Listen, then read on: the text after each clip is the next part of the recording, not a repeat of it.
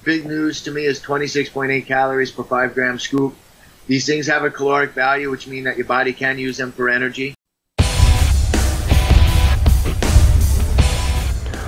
Welcome to PricePlow. Welcome to the PricePlow podcast. This is Mike, and I'm very honored to have Dr. Doug Kalman with us today, who's going to tell us really quickly how many calories are in a branched-chain amino acid. So thanks for joining us here today, Doug. It's my pleasure, Mike. My pleasure. And, sometimes questions that appear to be simple are not so simple. Right. And we have many examples of these in life. And this is when we start discussing the different types of analysis that I was involved with in analyzing branched-chain amino acids. And we have to define what we analyzed, of course. Mm-hmm. You get to learn that sometimes there's not a simple answer. So I'm excited to go over this with you because actually in true scientific publications, in the peer-reviewed literature, there's not one head-on published paper of a chemical or a bomb calorimetry analysis of branched-chain amino acids. The ones that have been published are pretty much what's done using mathematical modeling. What we did was actually a combination of chemical analysis, some of what they did, and then they used mathematical modeling. And then we added a different type of testing, one that tells you exactly how many kilocalories of energy are liberated. And that's what's exciting, because this is a new knowledge for us all, honestly. Awesome. Well, we're super happy that you've allowed us to help announce some of this. But let's take a step back. So first off, I think I'm going to link back to the tweet for those of you watching on YouTube. For the rest of you listening to audio podcast, we're going to have a blog post associated with this. So I think it started with kind of a discussion with Alan Aragon about this whole topic. And we were citing this one study, and I think I cited the wrong part of that study. And he was like, no, you got to check this out. You got involved and you said, well, you know, if someone sends me some branched chains, I will do a bomb calorimetry on it. And that's where we got started. And so I sent you over some NutriBio stuff here because I know that they do third-party testing. They sent it over, and yeah, there we go. So that's how it all started. So there we go. And so that's the background of the whole story. We'll make a link to that whole tweet discussion. But would you, I think we should back up. This is your first time on the channel. Would you mind introducing yourself a little bit more generally? Like, give us your background, how you know about this, and then we can get into like what is a bomb calorimeter and...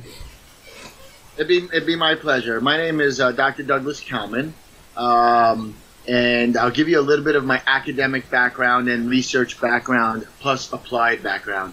I've been working as a professional in the nutritional sciences since the very early 1990s, which doesn't sound long to any of us that are closer to 50 or past 50 or thereabouts or in our 40s versus the younger generation. Mm-hmm. I've been working in the field for more than 25 years professionally. I actually started out as an undergrad working in the exercise physiology research laboratory, getting hands-on experience in what is it like to conduct a study, what are the items needed in the checklist, so to speak. And I worked on a sweat collection study that was kind of interesting, that was being directed by Dr. Kevin Tipton. And I believe they were looking at zinc and other minerals lost in sweat in high humidity and exercise. So Tallahassee, Florida, at Florida State. Go Noles. And so, later on I actually transitioned and I worked in a research lab, the Laboratory of Genetics and Metabolism at Rockefeller University Hospital in New York. I was a volunteer there, so it was to get more experience. And then at the genetics laboratory that I worked in, which was run by a Nobel laureate, I had the pleasure of actually learning hands-on. Well, we hear about HPLC analysis. We hear about gas chromatography. We hear about mass spec. We hear about radio labeling. Well, we being those people that read the scientific papers in that world. So it's a very small segment of a small segment. But at that time, what I was able to do was to get hands-on experience actually learning how to run all of those machines and when what was used for what, along with what the protocols were. And it was a great experience at Rockefeller University that taught me, and I did this as an undergrad in between, right before my senior year. So it was a great humbling experience to teach me everything that goes into research as well as into laboratory research. So later on, I became a registered dietitian. I worked for a number of years at Memorial Sloan Kettering Cancer Center in oncology, but I also worked in research. And the research that I worked in was protein-related research, protein related to body composition of people with HIV/AIDS. Now, this is in the mid-90s. Also looking at muscle composition and exercise or strength performance in HIV-positive individuals. There was actually great support we had at that time. I was working, the nutrition support actually came from Metrex. Metrex actually had a whole division that was devoted to supporting medical research. Really? And awesome. they would donate product that was used as the protein product in these studies by Dr. Judith Rabkin and a few others, Don Kotler and others I worked with. So going forward, I was always an athlete. So during this time, I also worked in the hospital dealing with any of the athletes that came in for cancer, and helping them with their nutrition. And then somehow, through some friends of mine, I started meeting some of the sports physicians that were popular and good in New York City. And I started working with various, as a consultant, high-level athletes, runners and tennis players, mostly. And later this became doing some work with like the New York Yankees, doing some work with the Mets, doing some work with the players from these teams and the Giants during their off seasons, sometimes during spring training table related recommendations. And so I started getting a little bit more involved in the sports aspect, worked with some bodybuilders over the years. And I always like to tie research to practice. Okay, I was an athlete myself. I still consider my athlete. I was a baseball player and a wrestler. Yeah, we follow your Instagram and you're boxing now and everything. So we'll make some links to that in the description on this video. Yep. Later on in life, I took up when I was basically told no more marathon running for you because I needed a hip surgery. I said, all right, I need something else that's a challenge. What can I do? They said, well, I used to wrestle. Let me try boxing. And so that was a couple years ago. Now I do USA Boxing Masters, and it's a lot of fun, and it's always a learning experience. It's chess, but chess with sometimes an exclamation point to your face, or to the body. So trying to move this along. After I was at Sloan Kettering and over the years, I've worked for various research companies and or universities or both in the sports nutrition and exercise nutrition setting, as well as other settings in what would be clinical nutrition. And so in this realm, I'm also the sports nutritionist for a Division I university here in Miami, Florida International University, FIU. And I'm an adjunct professor teaching sports nutrition and sports supplements at Nova Southeastern University, also here in Davie, Florida, which is the Fort Lauderdale area. So on top of that, I'm active in the combat sports world, working with some high-level amateurs and professional MMA fighters and boxers, some that you know, some that you don't, some that you watch on UFC or Bellator and UFC Fight Pass. So I'm a person that actually applies what we do in the research lab plus what we read, and I've been doing that for 20 plus years. So going back to this tweet, if you will, something was put out, I believe you're right, by Alan Aragon, and it was talking something about branched-chain amino acids, and there's a lot of controversy regarding the potential utility of branched-chain amino acids. And from a philosophical standpoint, every now and then I like to poke, to poke out there to discuss bigger picture, or what I view as bigger picture. But in this context, Mike, as you brought up, I think that we started, there was some discussion about the caloric value or not known caloric value, or something being cited from a paper, and I thought that paper was inaccurate because it wasn't direct. It was calculated. And that brought up this discussion, and you were kind enough, and I believe it's Mark Glazer, yes, from NutriBio, were kind enough to take me up on my offer. Hey, send me some product and I'll analyze it. I'll work with an analytical lab in a transparent manner to have it analyzed, and I'll have it analyzed for a number of different parameters. And this is what led us up to today. I would like to take a little short, brief thing to say. If anybody's interested in sports nutrition, I'm also a co-founder of the International Society of Sports Nutrition. And the ISSN is a 15, 16-year-old organization that's the first and only nonprofit academic oriented society that is involved strictly in sports nutrition.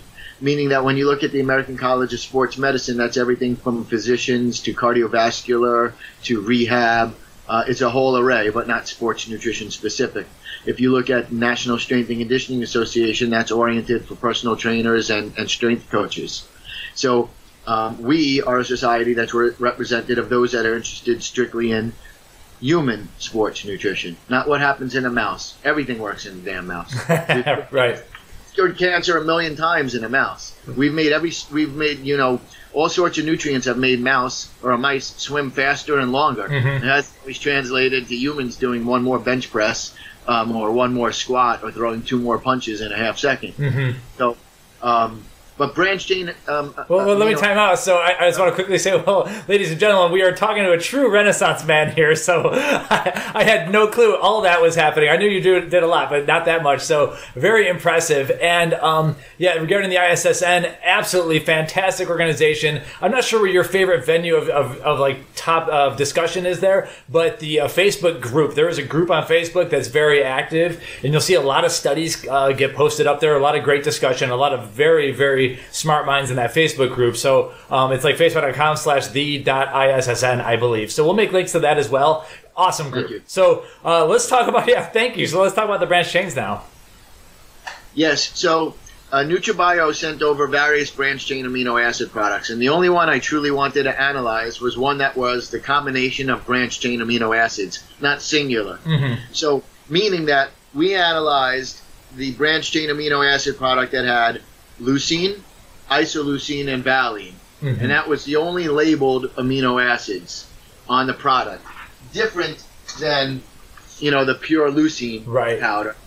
Well, and this makes sense because most, there you go. I have some of those too. The 98% of people buying like an intro workout supplement, they're getting the branched chains all together pre-mixed. Like only the crazies of us are, tweaking with a little bit more leucine or whatever. But most people are just getting the 3, already pre-combined.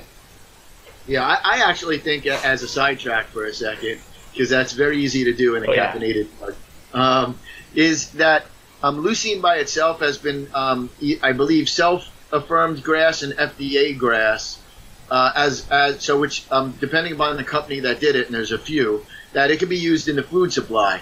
I actually think that why isn't a company enriching something in leucine and targeting like the aging population? So just put it in a food that they already do, whether it's some type of bar or some type of whatever. Milk enriched with leucine, if you will, or orange juice with leucine, as long as it doesn't taste like duck or taste bad, rather. A duck isn't bad. But so anyway, you get the concept. So branched chain amino acids, leucine, isoleucine, and valine. And this is what's most typical in the BCAA products that are sold, like that have that as the most part of the product, right? So this was what we did was we took NutriBio's product, and by standard protocols, along with a third-party laboratory known as Covance, right? We analyzed the NutriBio Natural, that's put out, it's on their natural label line, natural BCAA, and we analyzed it by something that's called bomb calorimetry to learn how many true calories does it have per gram, or to make it easy, per 100 grams or per 5 gram serving, and we'll go over that.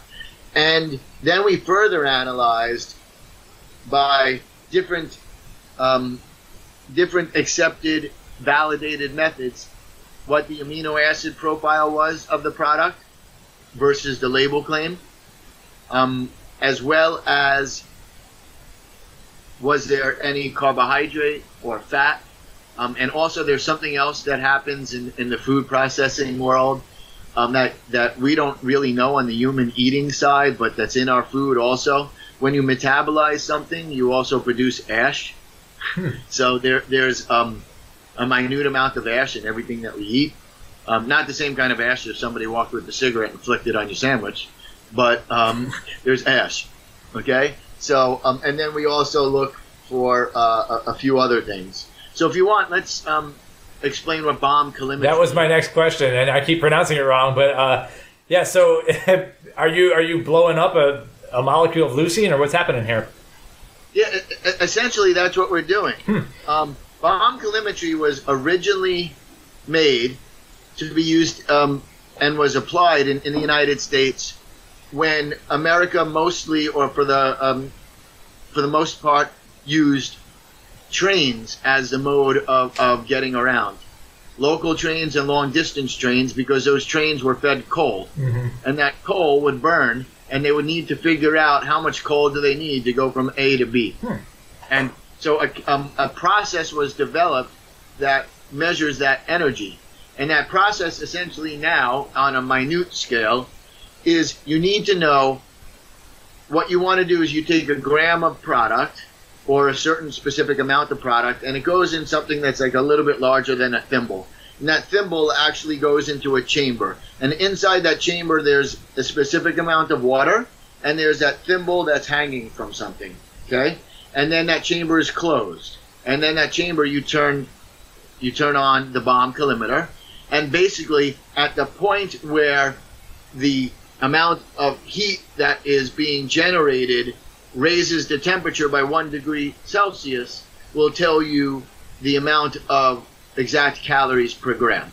So essentially that's bomb calorimetry. By what you're doing is you're looking at how much energy needs to be produced to change this stable water temperature by 1 degree Celsius.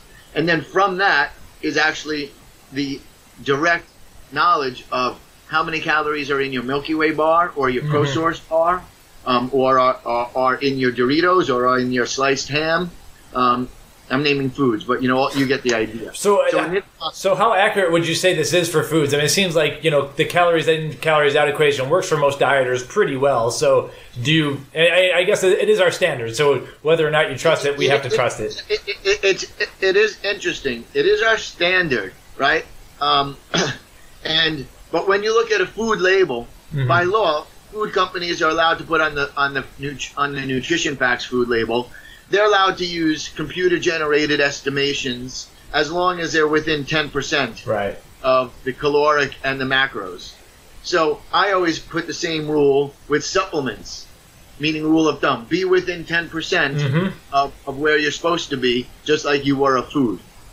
So from that type of perspective. I got lost with the rest of your question. I'm sorry. Oh, I guess so. Yeah, I was just kind of wondering, like, how close we really believe that, how much we trust this. But at the end of the day, it is the standard. So I don't know if it's a relevant question. Here's what I do believe, that responsible companies and companies that have been around for a long time, especially companies that have operated in the food space for a long time and also operated in the supplement space, as well as those that have been in the supplement space for longer than Deshay has been around, so prior to '94, or at least 20 years, that they have in-house quality assurance, and they also have their SOPs, and they also do from time to time that maybe they do bomb calorimetry exactly, so they can know exactly how many calories are in their product. And you do see that on some products.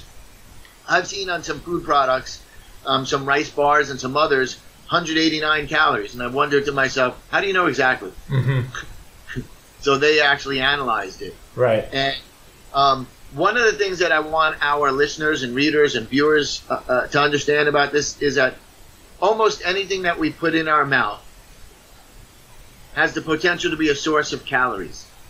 And of course, total calories count when you're thinking about weight balance, but also so do the type of calories. And then when you start to play with branched chain amino acids, it's also wise to be aware that sometimes there is a phase where you get positive return on the investment, meaning using them, and then after a certain dose you start to get negative feedback, where it does less good than it does bad. And that can happen also potentially with branched chain amino acid supplementation, depending upon who and how it's being used.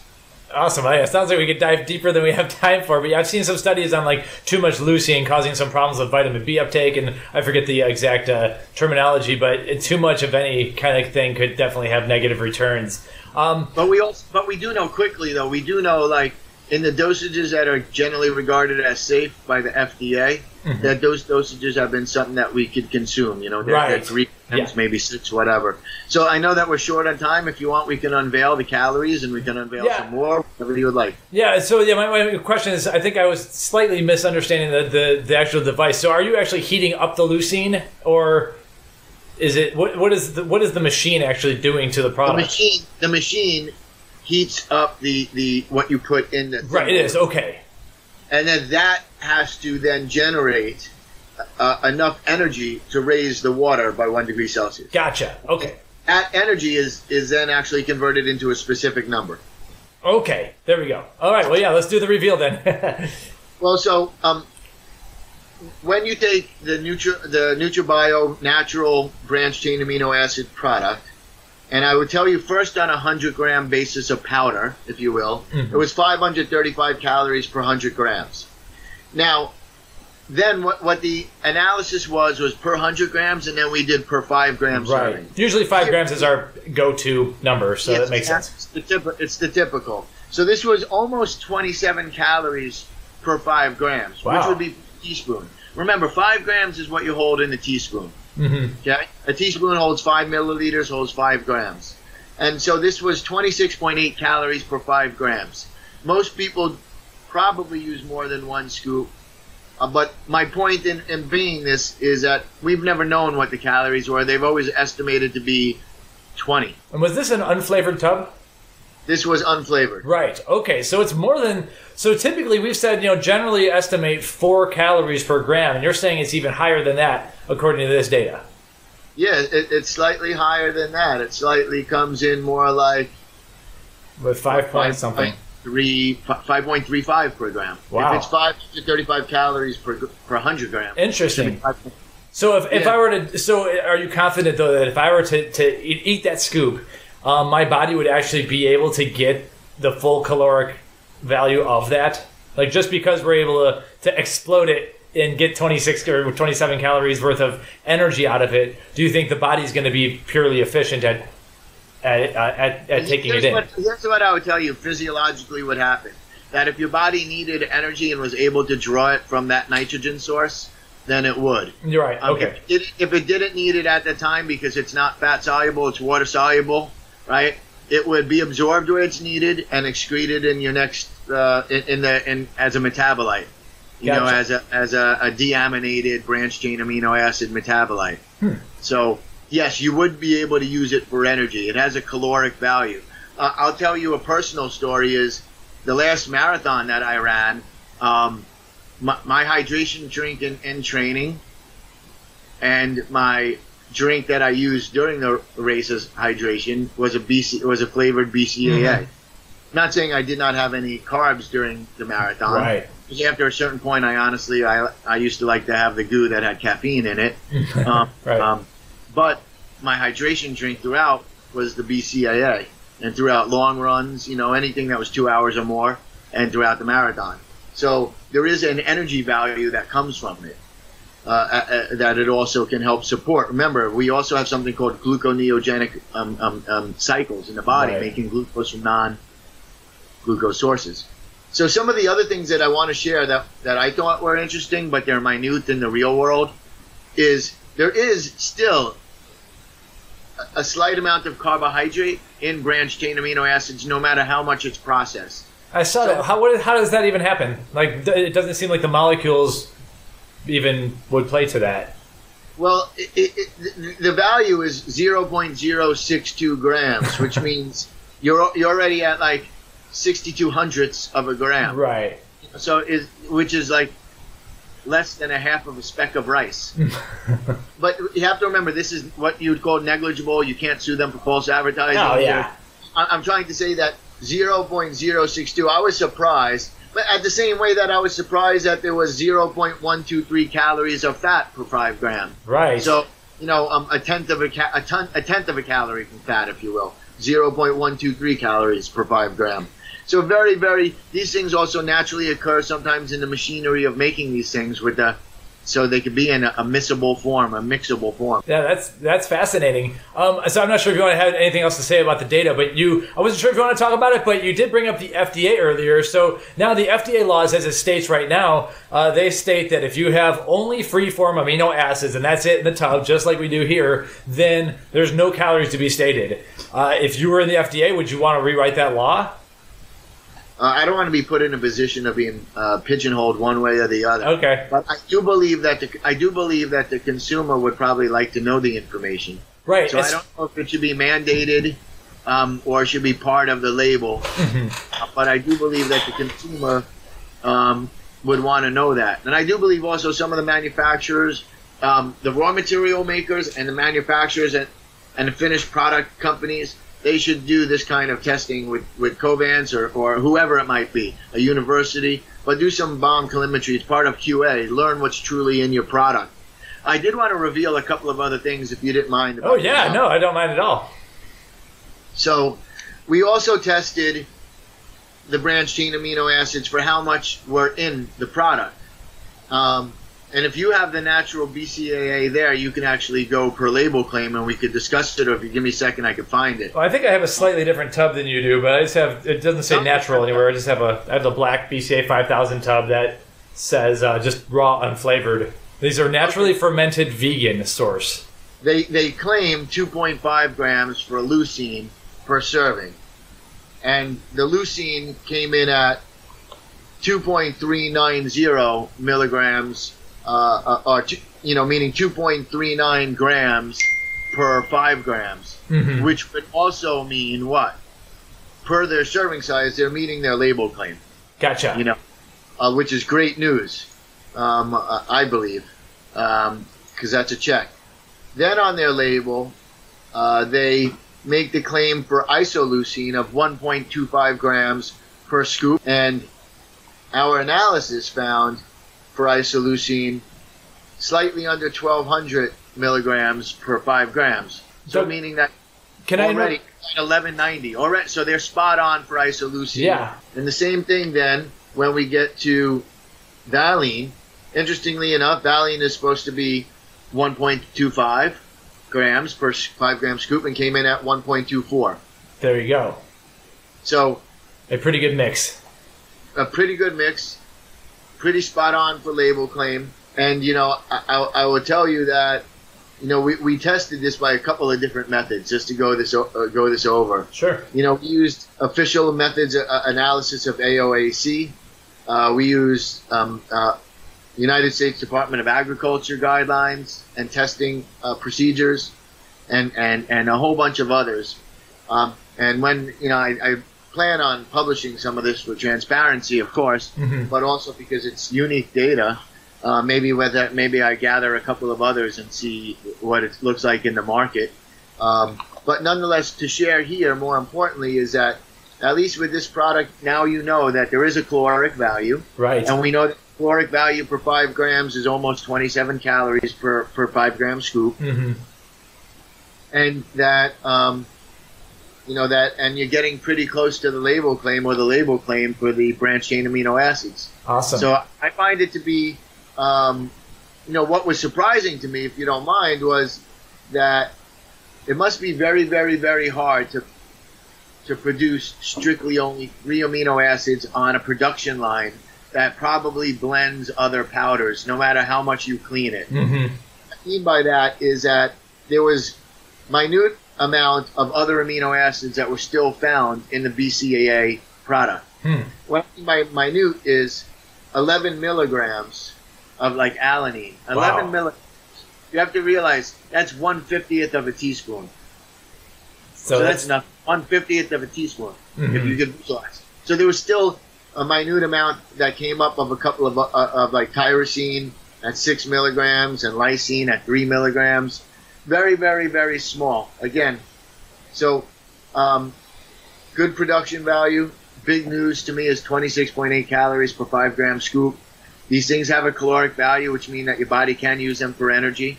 So if you do use them during your workout, it is possible that your body in an extended workout will use them as an energy source as well. And there are other utilities for branched chain amino acids. you know? Yeah, absolutely. And we talked about this a lot. And so it's great to have a well-accredited researcher actually state this as fact at this point, because we've been talking about this. If you're dieting, a lot of people who are in show prep and are trying to diet down and they're drinking BCAAs all day long because this tub doesn't say calories legally, it can't. There are calories inside, and so you do need to factor them in. Typically, what we were saying before is like if you're on MyFitnessPal, count it as like just 4 calories per as a protein calorie, for instance. And now I'm thinking we're going to be saying like 5.25 or so, whatever, like something that's easy to calculate, calories per gram. And if you're doing scoop after scoop after scoop and putting them into your milk jug and drinking that all day long, that can have an impact on your diet. Like if you're drinking enough of these, that could be 5% of someone's total intake that's throwing them off. And it's important to know this. I agree with you, especially when you're using it for a specific purpose, and just also when you're wondering, why are my clothes fitting differently? Right. If you're really getting into the weeds, you start noticing some stuff. And that's what happens when bodybuilders are trying to get down to like whatever 5% body fat or whatever. Like every 25 calories does count. And so this is important. Yep. Awesome. So that's all I really have on that. And for the people that view this, I welcome you to come to the ISSN.org. It's our homepage, where we list all the conferences that we're having. We'll link to it. Annual, but we also do regional. Like, for example, in September, we have a conference we're doing in London. And then October, one that we're doing in Colombia. Awesome. And, do you go to all those? Yep. I mean, I don't personally go to all of them, but we have ISSN members and speakers all over. So we welcome you to come join us or read the papers at jissn.com, the journal. Gotcha. And so you mentioned that you might be publishing this. What will the process be for that? The process would be you typically have to write up an introduction section, a methods section, a results section, and then discuss what do these results mean, what do they mean in the bigger picture of things. That's why probably analyzing just one product from one batch might not be enough for a whole paper, but might be worthy of a poster at a conference. Right, so right. We might add on a couple of others.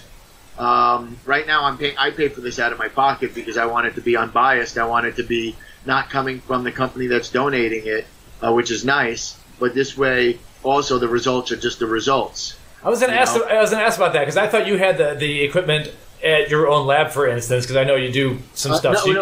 We do have analytical equipment, but we don't do this kind of amino acid analysis. Gotcha.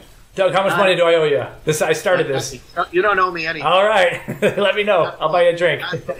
Just keep promoting people to attend ISSN conferences and read some of the papers, the position papers for guidance, as well as just the journal new studies to see how to apply it to your life. Absolutely. Competitive bodybuilder, a mixed martial artist, or a competitive eater getting ready for Nathan's 4th of July contest. Awesome.